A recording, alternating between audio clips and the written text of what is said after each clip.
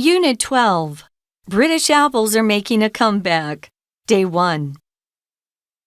There aren't many fruits associated with the UK, but crunchy apples are abundant. When I was growing up, our house had a crabapple tree in the front garden. My grandma's garden had a massive apple tree and a pear tree. My parents' current house has a couple of apple trees that produce so many apples that my parents put them in baskets for strangers to take. While British apples are not common here in Taiwan, a product of them is.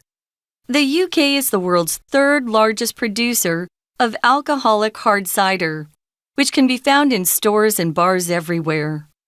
Britons love this apple beverage so much that they consume more hard cider than the rest of the world combined.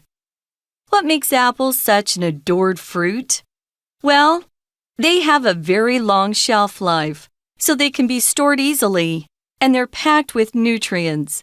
Perhaps more importantly, though, they are very versatile. They can be eaten straight from the tree, cooked as an ingredient in desserts. One of my favorites is the authentic apple crumble, or fermented to make alcohol. Apples might be widespread in Britain, but they're not actually a native fruit. The Romans brought apples to Britain during their first-century conquests, and then in the Victorian period, people brought bright red and green apple varieties back from all over the world.